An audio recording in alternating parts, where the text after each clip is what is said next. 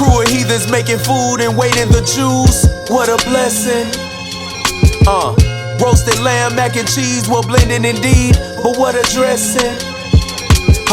Mashiach trumps loud, cloud is the soul chassis. Head of snow, head to toe, all white with the gold sashes. Flag front de Levant, punched on the old Atlas. The streets of freedom, Dorica, Edom on my old mattress. Let me get this straight, you want the saints to push past your worst. White drop cocaine in our domains, they foot track the work. They hit the news and act removed from cook, crack, dispersed. And y'all grafted in with who? Book, chapter, verse. Christian Louboutins need you. Familiar with the Israelites. Hey, brother, you got a second to hear the word? No, thank you, bro. No, thank you to the Most High God. Bro, let me read one scripture to you real quick. One scripture, brother. All praises. All praises to the Most High. You got one word. So real quick, I want to read to you. Matter of fact, can a brother get for me Ecclesiastes 12:13? I want to read to you the duty of man, like what we're supposed to be doing. Okay. And are you believe in the Bible? Of course. Some of it. Some of it. Yeah. Okay, we're gonna get to it. Go ahead, bring it up. Ecclesiastes chapter 12, verse 13. Let us hear the conclusion of the whole matter. Fear God and keep his commandments. Right. So do you agree with that right there? Fear God and keep his commandments. You agree with that? Okay. To a degree. To a degree. What degree do you agree with it? I'm just saying because it say how you doing? Fear God. I don't fear God. I believe in God. You know what I'm saying? It's not a fear. It's more like, a commitment to doing right or whatever. You know what I'm saying? But it's not a fear. Okay, so in context of the scriptures, when you read about fear, a lot of times when we read it, of course it can have a connotation or like a theme of like, okay, you might be afraid, but also it's dealing with like reverence or respect. Okay. So like, you know how you deal with your parents. Right. You got a healthy respect or a healthy fear for your pops, okay. right? For your pops and your moms, because you know like what can happen to you if you get out of line. Right. So that's how we got to fear the Most High God, because He's our Father. Okay. When you read in the book of Isaiah, I'm sure, hopefully you believe in that. When you read in the book of Isaiah, it says that He's our Father and He's made us. Okay. So it's our job to keep the commandments of the Most High God. Right. So real quick, you say you believe in only some of the scriptures. Like break that down. What do you mean by that? No, God knows some things are in the Bible that was put there by man in a way. You know what I'm saying? Things was changed. And, so talk about it. Like, what do you mean by that? Like, what was put there by man? I can't be explicit or at the moment, but it's just some things that just don't make sense or don't live in contrast with the way that life goes or the way that you live today. You know what I'm saying? Okay, what's an example? Let's get into it. I want to talk about that. What's an example? Like, I don't know, some things like as you might say that a man should have one wife, or certain things. You know what I mean? The other religions don't. Yeah. Give me Exodus 21. So let me show you something, brother. Because when we read clearly throughout the scriptures, especially within the Old Testament, the law, the Torah, the first scripture you read, keep the commandments. Right. It says that we're allowed to have multiple wives, and we see provisions in the scriptures that show us having more than one wife. Okay. So I want to deal with that one wife situation that you spoke to first, but I want to bring this up. So you can bring it out when you got it. Which verse? Verse 10. This is the book of Exodus chapter 21 and verse 10. If he take him another wife. So hold on. What does another mean? More than one. More than one. Go ahead. Okay. Her food, her raiment, and her duty of marriage he shall not diminish. So right there we see a provision that if a man took on another wife, meaning he already has one, he's taking on another, just has to provide for her, right? Right. So we see in the scriptures that having more than one wife is lawful and permissible.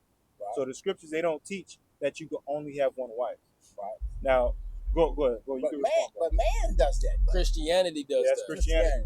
More that's not specific. Okay, so ain't the Bible Christianity? No. So God what is forbid. it based on? Christianity is a man-made religion full of customs and rituals that's performed. Right. Same thing with Islam. It's a religion. What we are given to you is just the scriptures and our God-given nationality and our heritage as a whole. Do you know who you are as a as an ethnic person? What do you mean, black or Yeah, like what's your race? black? I'm African American. All right. So So African. so black, right? Uh-huh. Black is the color of your sweats and your hat. Right, right. Is there a landmass called black? No, it's just something that they identify our people as. So that's temporary. That's not 100% Right. accurate. So Right. let's go with African American. Okay. That would be the same thing. Right, African basically the American same was thing. newly created. Just something they just identified us as, Right. or had us believe that we were as an ethnic group, or for identification purposes, Right. or whatever. You know what I'm saying? So I feel like you are smarter than you give yourself credit for, man. You feel me? Because a lot of people that we come out here and talk to, they're not even able to give us the dialogue in which that you able to give us. So I appreciate that. You know what I'm saying? I appreciate your time. Right. Now, it's better off for us to identify ourselves after what God gave us. Okay. Right? In the scriptures, because the scriptures are teach it to you. Real quick, go to Deuteronomy 7:6. The scriptures are teach it to you. So now you can live in a reality, and that's something that religions, specifically Christianity, don't do. Because you'll go to Sunday church, and then Friday night you'll be a totally different person. Right. You understand that? Right. But I'm an Israelite. But in reality, at the workplace, I'm a black African American. Right. So is your answer wrong? No, that's what we go by in this world, right? Right. Right. If I'm filling out a job application, that's what I'm doing. If I'm applying for a loan, that's what I'm doing. Black African American. Right. But the truth is what I really am, and what the world don't teach to our people, because we are at the bottom of society. Because if they were to teach it to us, the world wouldn't be how it is right now. Right. That's a conversation for another time. But we are actually Israelites according to the Bible. Hebrew Israelites. Go every day. It's the book of Deuteronomy, chapter 7 and verse 6. For thou art an holy people. Right, we're a holy people. The word holy means set apart. Right. Right. So the name of this book is called a Holy Bible. Right. Right. It's a set apart compilation of books. Right. Right. The number one most purchased, but the less read book in the whole world, man. Right. The word holy means set apart. Read. Unto the Lord thy God. The Lord thy God hath chosen thee to be a special people unto himself. Right. It's a chosen people, a special people. Read. Above all people that are upon the face of the earth. No, equality. Above all people that are upon the face of the earth. Right, so it's the Israelites, God's chosen people, are above all people upon the face of the earth. That's right. Now, this is a contradiction. Now, do you believe that there's contradictions in the Bible? Of course. Well, according to what society has, right, fermented, it's just a contradiction based on that. Right. So this is why I bring this up, because this is a big misconception about what people think about the Bible, right? The scripture said that these chosen people are above all people on the face of the earth. Right. However, Christianity and the world believes that everybody is equal. Right. This is actually an American way of thinking. Okay. It stems before America, right? Because there's history on trying to make everybody seem like they're equal while we actually dominate these people, being the so-called white man. Right. It's in their interest to make it seem like, hey, guess what? We're all equal. We're all equal, but you're going to come to me for a loan. Right, we're all equal. We're all equal, but hey, guess what? We're going to make the law. Right. You understand that? We're all equal, but we're going to systemically oppress you guys. Right. Some kind of way. It's in their benefit to do those things. It's a different world. It's a different entity when you actually come into the scriptures and you learn what the scriptures is actually talking about. Read on. It's the book of Isaiah, chapter 28 and verse 10. For precept must be upon precept, precept upon precept, line upon line, line upon line. Here a little and there a little. Read on.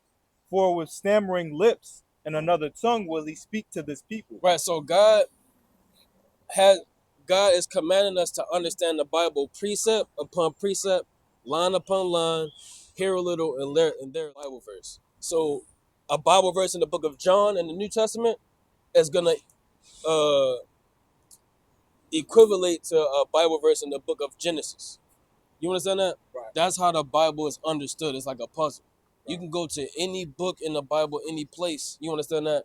And it's all going to sum up to one message. Right. There is no contradictions in the Bible. That's how I'm able to talk to you normally.